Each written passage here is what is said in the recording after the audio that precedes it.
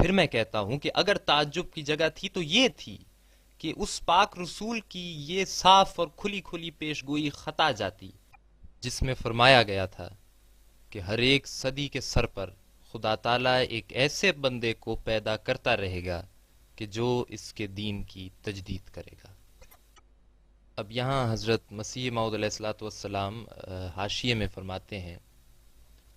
صرف رسمی اور ظاہری طور پر قرآن شریف کے تراجم پھیلانا، یا فقط کتب دینیہ اور احادیث نبویہ کو اردو یا فارسی میں ترجمہ کر کے رواج دینا، یا بدعات سے بھرے ہوئے خشک طریقے جیسے زمانہ حال کے اکثر مشائخ کا دستور ہو رہا ہے سکھلانا، یہ امور ایسے نہیں جن کو کامل اور واقعی طور پر تجدید دین کہا جائے، بلکہ مؤخر الذکر طریق تو شیطانی راہوں کی تجدید ہے اور دین کا رہزن ہے۔ قرآن شریف اور احادیث صحیحہ کو دنیا میں پھیلانا بے شک عمدہ طریق ہے، مگر رسمی طور پر اور تکلف اور فکر اور خوف سے یہ کام کرنا اور اپنا نفس واقعی طور پر حدیث اور قرآن کا مورد نہ ہونا، ایسی ظاہری اور بے مغز خدمتیں ہر ایک با علم آدمی کر سکتا ہے اور ہمیشہ جاری ہیں۔ ان کو مجددیت سے کچھ علاقہ نہیں۔ یہ تمام امور خدا تعالیٰ کے نزدیک فقط استخوان فروشی ہے، اس سے بڑھ کر نہیں۔ اللہ جل شانہ فرماتا ہے، لما تقولون ما لا تفعلون کبر مقتا عند اللہ ان تقولوا ما لا تفعلون، اور فرماتا ہے، یا ایھا الذین آمنوا علیکم انفسکم لا یضرکم من ضل اذا اہتدیتم، اندھا اندھے کو کیا راہ دکھلاوے گا، اور مجذوم دوسروں کے بدنوں کو کیا صاف کرے گا۔ تجدید دین وہ پاک کیفیت ہے کہ اول عاشقانہ جوش کے ساتھ اس پاک دل پر نازل ہوتی ہے کہ جو مکالمہ الہی کے درجے تک پہنچ گیا ہو، پھر دوسروں میں جلد یا دیر سے اس کی سرایت ہوتی ہے۔ جو لوگ خدا تعالیٰ کی طرف سے مجددیت کی قوت پاتے ہیں، وہ نرے استخوان فروش نہیں ہوتے، بلکہ وہ واقعی طور پر نائب رسول اللہ صلی اللہ علیہ وسلم اور روحانی طور پر آن جناب کے خلیفہ ہوتے ہیں۔ خدا تعالیٰ انہیں ان تمام نعمتوں کا وارث بناتا ہے جو نبیوں اور رسولوں کو دی جاتی ہیں، اور ان کی باتیں از قبیل جو شیدن ہوتی ہیں، نہ محض از قبیل کو شیدن، اور وہ حال سے بولتے ہیں نہ مجرد قال سے، اور خدا تعالیٰ کے الہام کی تجلی ان کے دلوں پر ہوتی ہے، اور وہ ہر ایک مشکل کے وقت روح القدس سے سکھلائے جاتے ہیں، اور ان کی گفتار اور کردار میں دنیا پرستی کی ملونی نہیں ہوتی، کیونکہ وہ بکلی مصفہ کیے گئے اور تمام و کمال کھینچے گئے ہیں۔ اب یہاں سے مضمون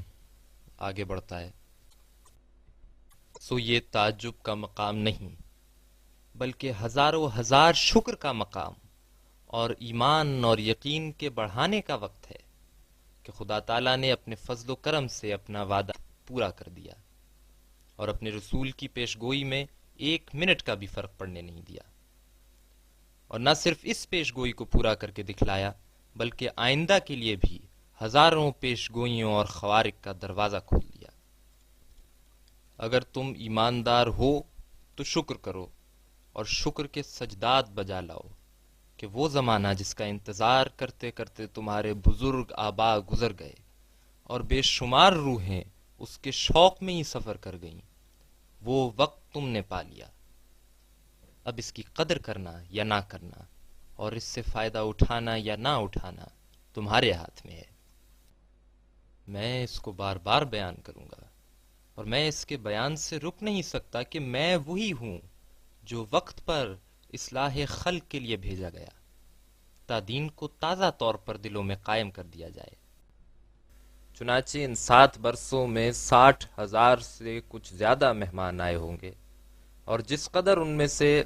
مستعد لوگوں کی تقریری ذریعوں سے روحانی فائدہ پہنچایا گیا اور ان کے مشکلات حل کر دیے گئے اور ان کی کمزوری کو دور کر دیا گیا، اس کا علم خدا تعالیٰ کو ہے، مگر اس میں کچھ شک نہیں کہ یہ زبانی تقریریں جو سائلین کے سوالات کے جواب میں کی گئیں یا کی جاتی ہیں یا اپنی طرف سے محل اور موقع کے مناسب کچھ بیان کیا جاتا ہے، یہ طریق بعض صورتوں میں تالیفات کی نسبت نہایت مفید اور مؤثر اور جلد تر دلوں میں بیٹھنے والا ثابت ہوا ہے۔ یہی وجہ ہے کہ تمام نبی اس طریق کو ملحوظ رکھتے رہے ہیں، اور بجز خدا تعالیٰ کے کلام کے جو خاص طور پر بلکہ قلم بند ہو کر شائع کیا گیا، باقی جس قدر مقالات انبیاء ہیں وہ اپنے اپنے محل پر تقریروں کی طرح پھیلتے رہے ہیں۔ عام قاعدہ نبیوں کا یہی تھا کہ ایک محل شناس لیکچرار کی طرح ضرورتوں کے وقتوں میں مختلف مجالس اور محافل میں ان کے حال کے مطابق روح سے قوت پا کر تقریریں کرتے تھے، مگر نہ اس زمانے کے متکلموں کی طرح کہ جن کو اپنی تقریر سے فقط اپنا علمی سرمایہ دکھلانا منظور ہوتا ہے، یا یہ غرض ہوتی ہے کہ اپنی جھوٹی منطق اور سوفسطائی حجتوں سے کسی سادہ لو کو اپنے پیچ میں لاویں اور پھر اپنے سے زیادہ جہنم کے لائق کریں، بلکہ انبیاء نہایت سادگی سے کلام کرتے، اور جو اپنے دل سے ابلتا تھا وہ دوسروں کے دلوں میں ڈالتے تھے۔ ان کے کلمات قدسیہ عین محل اور حاجت کے وقت پر ہوتے تھے، اور مخاطبین کو شغل یا افسانے کی طرح کچھ نہیں سناتے تھے، بلکہ ان کو بیمار دیکھ کر اور طرح طرح کے آفات روحانی میں مبتلا پا کر علاج کے طور پر ان کو نصیحتیں کرتے تھے، یا جج قاطعہ سے ان کے اوہام کو رفع فرماتے تھے، اور ان کی گفتگو میں الفاظ تھوڑے اور معنی بہت ہوتے تھے۔ سو یہی قاعدہ یہ عاجز ملحوظ رکھتا ہے، اور واردین اور صادرین کی استعداد کے موافق اور ان کی ضرورتوں کے لحاظ سے اور ان کے امراض لاحقہ کے خیال سے ہمیشہ باب تقریر کھلا رہتا ہے۔ جو ڈھونڈتا ہے وہی پاتا ہے، جو کھٹکھٹاتا ہے اسی کے لیے کھولا جاتا ہے۔ اگر تم آنکھیں بند کر کے اور اندھیری کوٹھڑی میں چھپ کر یہ کہو کہ آفتاب کہاں ہے، تو یہ تمہاری یہ بس شکایت ہے۔ اے نادان، اپنی کوٹھڑی کے کواڑ کھول اور اپنی آنکھوں پر سے پردہ اٹھا، تا تجھے آفتاب نہ صرف نظر آوے بلکہ اپنی روشنی سے تجھے منور کر دے۔ بعض کہتے ہیں کہ انجمنیں قائم کرنا اور مدارس کھولنا یہی تائید دین کے لیے کافی ہے، مگر وہ نہیں سمجھتے کہ دین کس چیز کا نام ہے، اور اس ہماری ہستی کی انتہائی اغراض کیا ہیں، اور کیوں کر اور کن راہوں سے وہ اغراض حاصل ہو سکتے ہیں۔ سو انہیں جاننا چاہیے کہ انتہائی غرض اس زندگی کی خدا تعالیٰ سے وہ سچا اور یقینی پیوند حاصل کرنا ہے جو تعلقات نفسانیہ سے چھڑا کر نجات کے سرچشمے تک پہنچاتا ہے۔ سو اس یقین کامل کی راہیں انسانی بناوٹوں اور تدبیروں سے ہرگز کھل نہیں سکتی، اور انسانوں کا گھڑا ہوا فلسفہ اس جگہ کچھ فائدہ نہیں پہنچاتا، بلکہ یہ روشنی ہمیشہ خدا تعالیٰ اپنے خاص بندوں کے ذریعے سے ظلمت کے وقت میں آسمان سے نازل کرتا ہے، اور جو آسمان سے اترا وہی آسمان کی طرف لے جاتا ہے۔ سو اے وہ لوگو جو ظلمت کے گڑھے میں دبے ہوئے اور شکوک و شبہات کے پنجے میں اسیر اور نفسانی جذبات کے غلام ہو، صرف اسمی اور رسمی اسلام پر ناز مت کرو، اور اپنی سچی رفاہیت اور اپنی حقیقی بہبودی اور اپنی آخری کامیابی انہی تدبیروں میں نہ سمجھو جو حال کی انجمنوں اور مدارس کے ذریعے سے کی جاتی ہیں۔ یہ اشغال بنیادی طور پر فائدہ بخش تو ہیں اور ترقیات کا پہلا زینہ متصور ہو سکتے ہیں، مگر اصل مدعا سے بہت دور ہیں۔ شاید ان تدبیروں سے دماغی چالاکیاں پیدا ہوں، یا طبیعت میں پرفنی اور ذہن میں تیزی اور خشک منطق کی مشق حاصل ہو جائے، یا عالمیت اور فاضلیت کا خطاب حاصل کر لیا جائے، اور شاید مدت دراز کی تحصیل علمی کے بعد اصل مقصود کے کچھ ممد بھی ہو سکیں، مگر تو تریاق از عراق آوردہ شد، مور گزیدہ مردہ شد۔ سو جاگو اور ہوشیار ہو جاؤ، ایسا نہ ہو کہ ٹھوکر کھاؤ، مابعد سفر آخرت ایسی صورت میں پیش آوے جو در حقیقت الحاد اور بے ایمانی کی صورت ہو۔ یقیناً سمجھو کہ فلاح عاقبت کی امیدوں کا تمام مدار و انحصار ان رسمی علوم کی تحصیل پر ہرگز نہیں ہو سکتا، اور اس آسمانی نور کے اترنے کی ضرورت ہے جو شکوک و شبہات کی آلائشوں کو دور کرتا اور ہوا و ہوس کی آگ کو بجھاتا اور خدا تعالیٰ کی سچی محبت اور سچے عشق اور سچی اطاعت کی طرف کھینچتا ہے۔ اگر تم اپنی کانشنس سے سوال کرو تو یہی جواب پاؤ گے کہ وہ سچی تسلی اور سچا اطمینان کہ جو ایک دم میں روحانی تبدیلی کا موجب ہوتا ہے وہ ابھی تک تم کو حاصل نہیں۔ بس کمال افسوس کی جگہ ہے کہ جس قدر تم رسمی باتوں اور رسمی علوم کی اشاعت کے لیے جوش رکھتے ہو، اس کا عشر اشیر بھی آسمانی سلسلے کی طرف تمہارا خیال نہیں۔ تمہاری زندگی اکثر ایسے کاموں کے لیے وقف ہو رہی ہے کہ اول تو وہ کام کسی قسم کا دین سے علاقہ ہی نہیں رکھتے، اور اگر ہے بھی تو وہ علاقہ ایک ادنا درجے کا اور اصل مدعا سے بہت پیچھے رہا ہوا ہے۔ اگر تم میں وہ حواس ہوں اور وہ عقل جو ضروری مطلب پر جا ٹھہرتی ہے تو تم ہرگز آرام نہ کرو جب تک وہ اصل مطلب تمہیں حاصل نہ ہو جائے۔ اے لوگو، تم اپنے سچے خداوند خدا، اپنے حقیقی خالق، اپنے واقعی معبود کی شناخت اور محبت اور اطاعت کے لیے پیدا کیے گئے ہو۔ بس جب تک یہ امر جو تمہاری خلقت کی علت غائز سے بیان طور پر تم میں ظاہر نہ ہو، تب تک تم اپنی حقیقی نجات سے بہت دور ہو۔ اگر تم انصاف سے بات کرو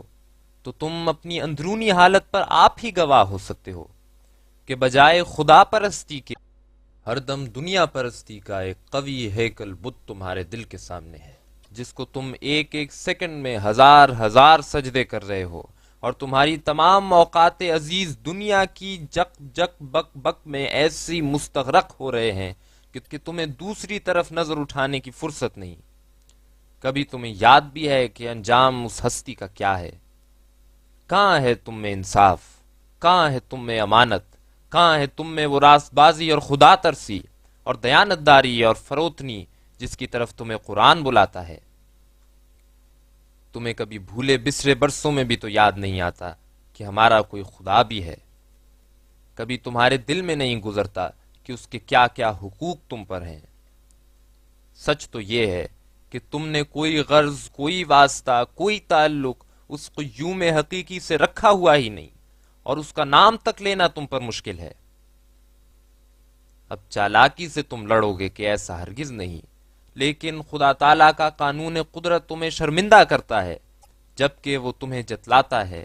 کہ ایمانداروں کی نشانیاں تم میں نہیں۔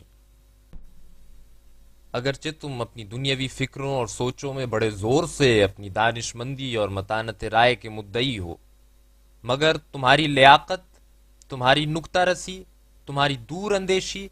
صرف دنیا کے کناروں تک ختم ہو جاتی ہے، اور تم اپنی اس عقل کے ذریعے سے اس دوسرے عالم کا ایک ذرے سا گوشہ بھی نہیں دیکھ سکتے جس کی سکونت ابدی کے لیے تمہاری روحیں پیدا کی گئی ہیں۔ تم دنیا کی زندگی پر ایسے مطمئن بیٹھے ہو جیسے کوئی شخص ایک چیز ہمیشہ رہنے والی پر مطمئن ہوتا ہے، مگر وہ دوسرا عالم جس کی خوشیاں سچے اطمینان کے لائق اور دائمی ہیں، وہ ساری عمر میں ایک مرتبہ بھی تمہیں یاد نہیں آتا۔ کیا بدقسمتی ہے کہ ایک بڑے امر اہم سے تم قطعاً غافل اور آنکھیں بند کیے بیٹھے ہو، اور جو گزاشتنی امور ہیں ان کی ہوس میں دن رات سر پٹ دوڑ رہے ہو۔ تمہیں خوب خبر ہے کہ بلا شبہ وہ وقت تم پر آنے والا ہے جو ایک دم میں تمہاری زندگی اور تمہاری ساری آرزوؤں کا خاتمہ کر دے گا، مگر یہ عجیب شقاوت ہے کہ باوجود اس علم کے پھر اپنے تمام اوقات دنیا طلبی میں ہی برباد کر رہے ہو، اور دنیا طلبی بھی صرف وسائل جائزہ تک محدود نہیں بلکہ تمام ناجائز وسیلے، جھوٹ اور دغا سے لے کر ناحق خون تک تم نے حلال کر رکھے ہیں، اور ان تمام شرمناک جرائم کے ساتھ جو تم میں پھیلے ہوئے ہیں کہتے ہو کہ آسمانی نور اور آسمانی سلسلے کی ہمیں ضرورت نہیں بلکہ اس سے سخت عداوت رکھتے ہو، اور تم نے خدا تعالیٰ کے آسمانی سلسلے کو بہت ہلکا سمجھ رکھا ہے، یہاں تک کہ اس کے ذکر کرنے میں بھی تمہاری زبانیں کراہت سے بھرے ہوئے الفاظ کے ساتھ اور بڑی رعونت اور ناک چڑھانے کی حالت میں حجو کا حق ادا کرتی ہیں، اور تم بار بار کہتے ہو کہ ہمیں کیوں کر یقین آوے کہ یہ سلسلہ من جانب اللہ ہے۔ میں ابھی اس کا جواب دے چکا ہوں کہ اس درخت کو اس کے پھلوں سے اور اس نیر کو اس کی روشنی سے شناخت کرو گے۔ میں نے ایک دفعہ یہ پیغام تمہیں پہنچا دیا ہے، اب تمہارے اختیار میں ہے کہ اس کو قبول کرو یا نہ کرو، اور میری باتوں کو یاد رکھو یا لوح حافظے سے بھلا دو۔ جیتے جی قدر بشر کی نہیں ہوتی پیارو، یاد آئیں گے تمہیں میرے سخن میرے بعد۔